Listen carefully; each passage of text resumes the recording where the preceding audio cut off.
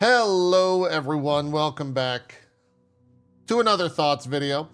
Monster Hunter Wilds is out. I finished it. Well, I finished the campaign. We're gonna post some Thoughts videos for future games coming up. This is the one for Wilds. We'll talk about everything. Won't have any spoilers in any of this. The campaign, if you've never played Monster Hunter Wild and you're thinking, man, how did they finish the campaign? The game just came out. That's crazy. One, I'm a fiend, and two, finishing the campaign is really just like the game begins at that point in the Monster Hunter world. So it did take me 17 hours to do so. I would say that's considered slow for anyone that's like rushing main story. If you're playing for the first time, it'll probably be close to 20, maybe even 25 hours, which is fine. Take your time with it, enjoy it. But yeah, more on the campaign in just a sec. Obviously a huge success. If you haven't seen the headlines, I think they peaked at 1.3 million players on Steam. That's a record for Capcom. That's in the top 10 of all time for Steam concurrent users. I'm sure that's probably going to get higher over the weekend, especially as we go into Saturday and Sunday. Right now at time of video, which is about 2 p.m. Eastern, I think it's sitting around 900,000 as a lot of Asia has gone to sleep. So we'll see what happens with that. Right out of the gate, performance issues. We won't really discuss them here, only because that's not the point of this video. I definitely do want to recommend you to go watch the latest video from Digital Foundry regarding the game's performance. I played the PC version. They ripped it apart. They basically said that they cannot recommend playing it on the PC. So I would say go check out their video on that. It's about 10 minutes long. If you're wondering if your console, or sorry, if you're wondering if your PC can run it, I wouldn't even say download the benchmark for it, because like, yeah, the benchmark's gonna show you what it looks like, but it's a little disingenuous is a strong word, but I think it might fit this situation. It doesn't necessarily show proper gameplay of Monster Hunter unless it's the middle of that benchmark. So you can run it if you want. I think if you have a low-end PC, maybe stay away from the game for a little while and see if anything happens in terms of them fixing or changing or updating or doing anything like that. Or if you have a console, check out the console versions. It doesn't run great in terms of quality on the consoles, but it runs well. I guess it's playable at that point. The textures are still going to look muddy and all that stuff. I think the Pro version looks the best, but that makes sense. If you're going to, have better hardware, it's going to look better. High-end PCs like mine can obviously brute force the issues, but that's not really a solution. And especially if you're paying $70 for something, and that's just kind of crazy. It's not good. It's not good. My own, I guess, experience with the performance and the quality of the game, I did about half of the campaign prior to full launch.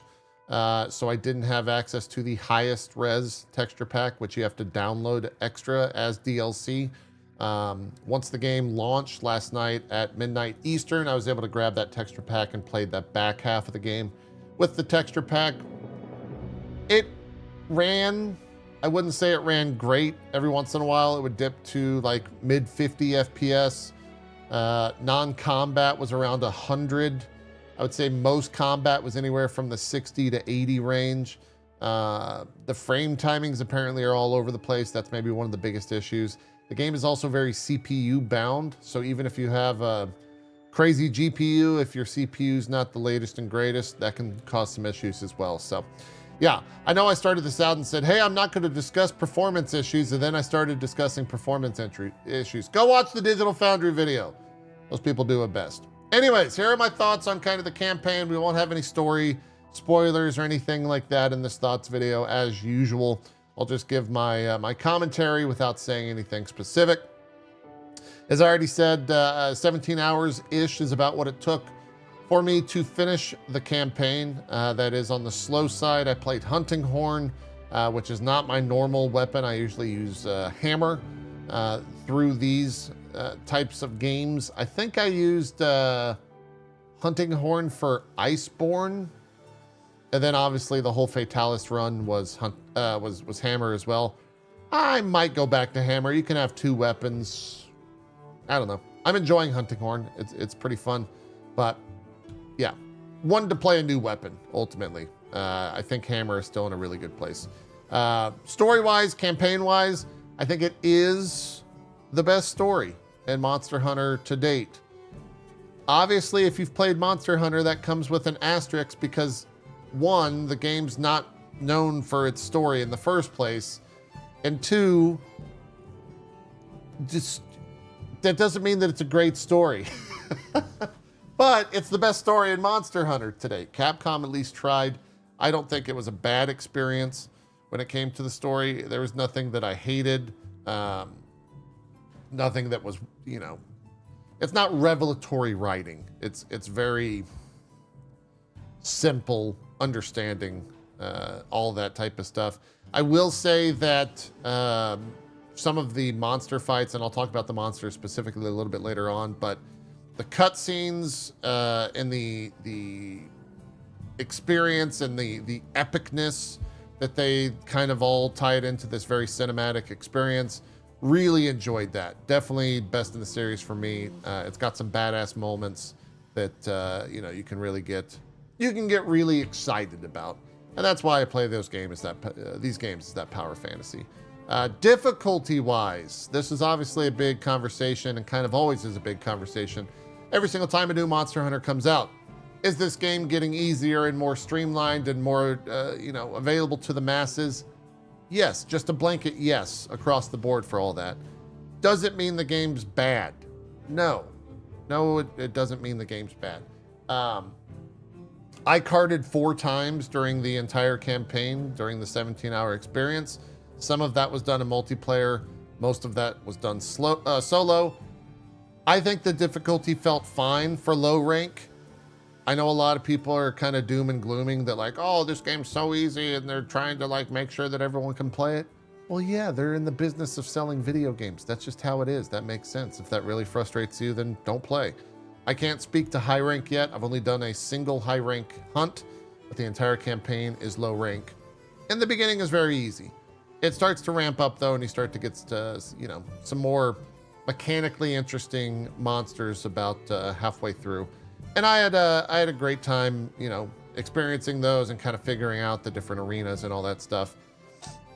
I would also say that it's definitely the best Monster Hunter with all of everything I just said. It's the best Monster Hunter for new Monster Hunter players. The campaign does a lot of tutorializing the different things that you do in Monster Hunter, capturing a monster, how to, you know, I think the slight spoiler, but it's not really that big of a spoiler. The like first quest you do is go collect honey,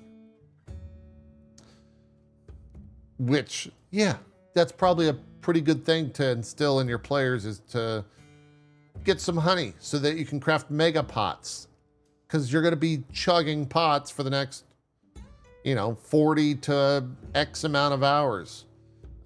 You got to chug that honey, or you got to chug those mega pots, and to chug those mega pots, you need honey. There's a lot of like tutorialization for all of that stuff that's part of the main story, and I think it's good. If you're like a Monster Hunter aficionado, you'll think that that stuff's kind of stupid, but if you're a new player, I think it's fine. I think it's fine. One big negative, and I still don't understand this to this day, completely confounds me. The multiplayer stuff. First off, multiplayer is what you would expect from a Monster Hunter. Lobbies are working under extreme player loads right now. It's fine. You can join up with people. You can go and hunt monsters. All the normal Monster Hunter stuff is there. There's also environmental links, which basically make it so that players exist in your world as you're just out and about in the world without a hunt being the goal outright. It feels very much like Guiding Lands did in World to me. They haven't really messed around with that too much. That all said,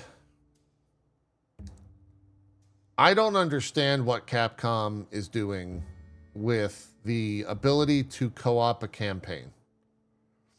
It is still the most convoluted, frustrating experience. If you go watch the VOD from yesterday, from when I first started the game, the first like 2 hours are me just being unbelievably pissed off because of how silly it is. It's very similar to Worlds. If you go back in time, if you had a time machine, when Worlds came out, everyone complained that you had to see the monster first and see the cutscene first, and then other people could join your hunt and could hunt with you. And everyone was like, Capcom, this is terrible. Fix this. Never do this again. This is bad. Stop it. It's stupid. And somehow in all of that complaints,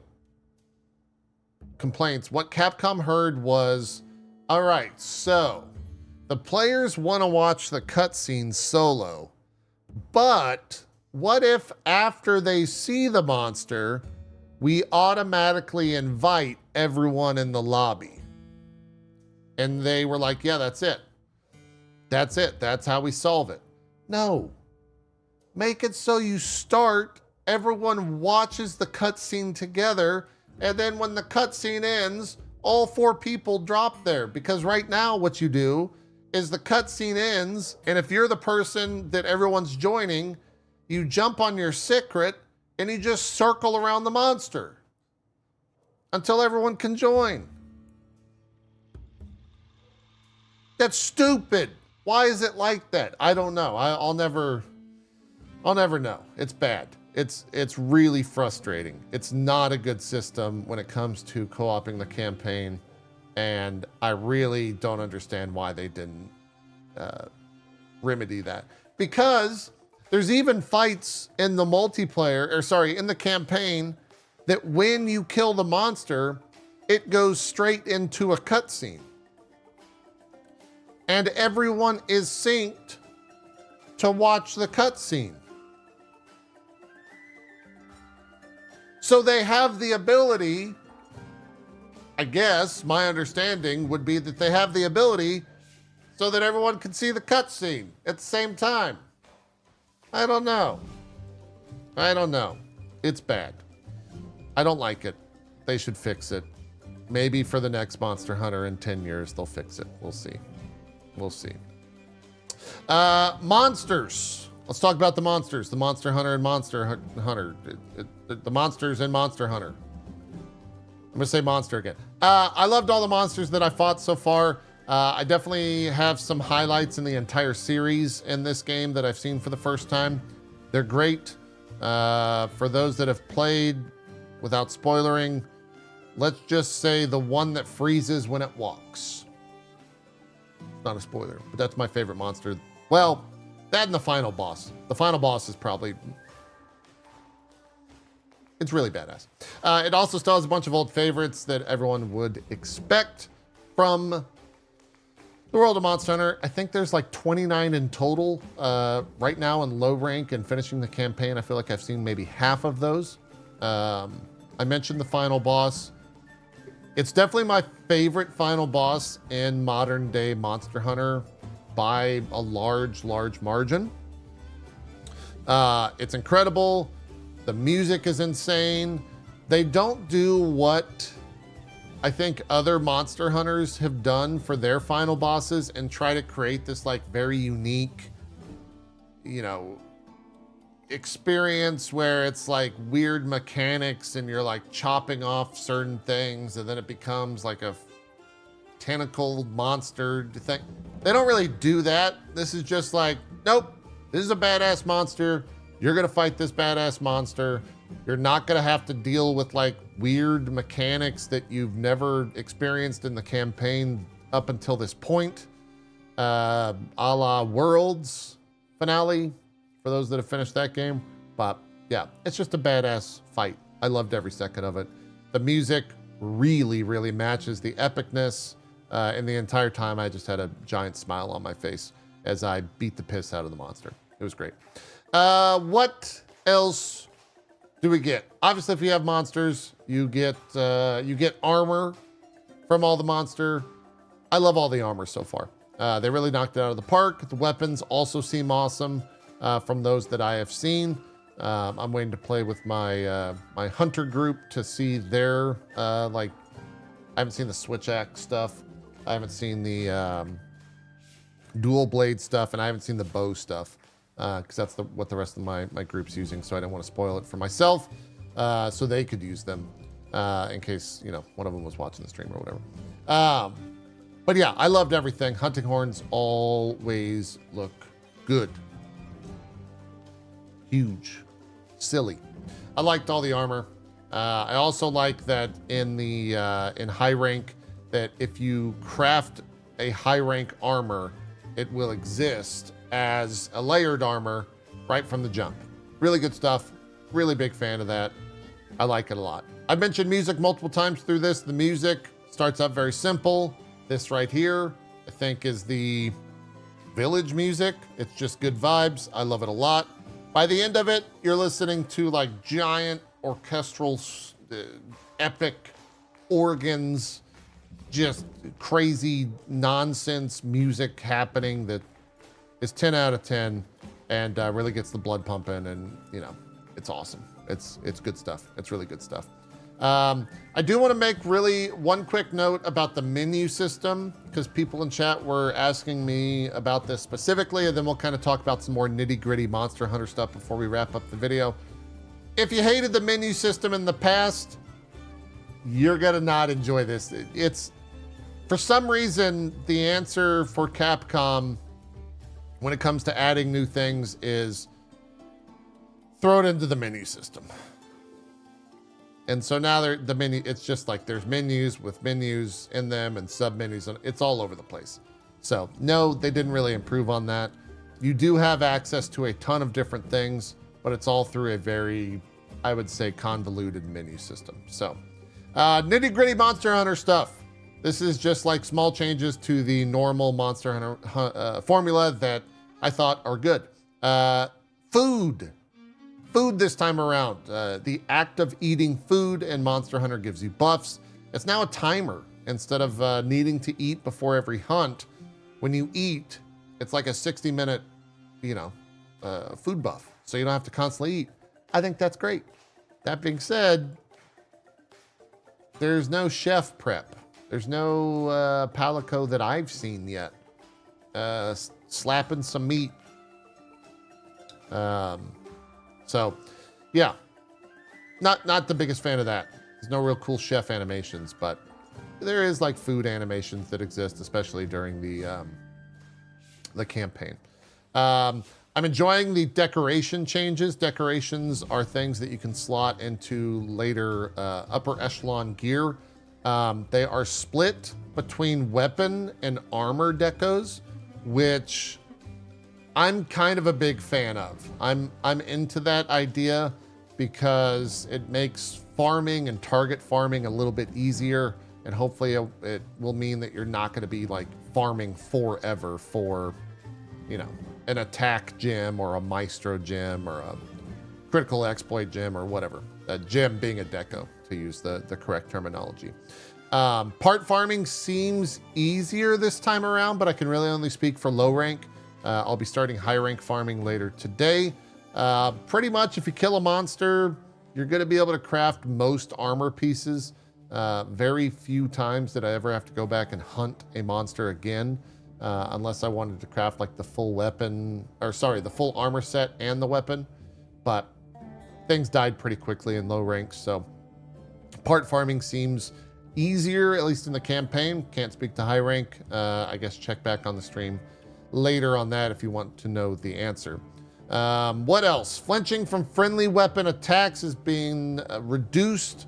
I think there's also a decoration for that completely removes all of the flinching, but that's great because when you have a person in your group that may or may not start with J and is not named JP and is named after a popular character from a Riot Games game hitting you constantly and you can't do anything, it's great because they can just keep attacking. So you don't have to worry about that.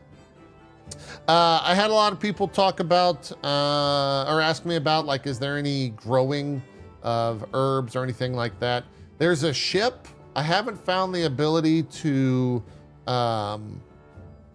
like grow herbs and honey and all that stuff a la Worlds, but there is a ship. You can dictate what type of supplies you want it to bring in. I think it's medical tools or armor / weapon stuff. And that opens up once you beat the campaign. Seems simple enough. And then kind of the last three things to discuss here are the DLC for the game, which I say DLC, but yeah, it's weird. The high-res texture pack is available as DLC. That's free, but it's 70 gigs. So you have to select that by itself outside of the game if you want to have the highest res textures in the game, which is how it's always been, but a lot of people are just not aware of that, so that's why I'm talking about it. There's the usual Capcom fare of cosmetic DLC that exists. Capcom's always had that. It's priced kind of silly. And then one thing that also existed in Worlds, it's not anything new, but that doesn't mean that you can't bring it up again as being a negative. The first character visual edit is free, but anything after that is about $3. So if you don't like what your character looks like, you'll have to pay some money, which kind of sucks. You can edit some things for free, but if you want a full character customization edit, it's like DLC. So yeah. I don't think you can change the like character model or face structure, but you can change like hair and hair color and all that stuff. But yeah. Anyways, I think that's everything that I wanted to discuss in this first thoughts video. It went a little bit longer than I had anticipated, but I really like the game. I'm definitely going to be playing the game more. If you have any other questions, feel free to join.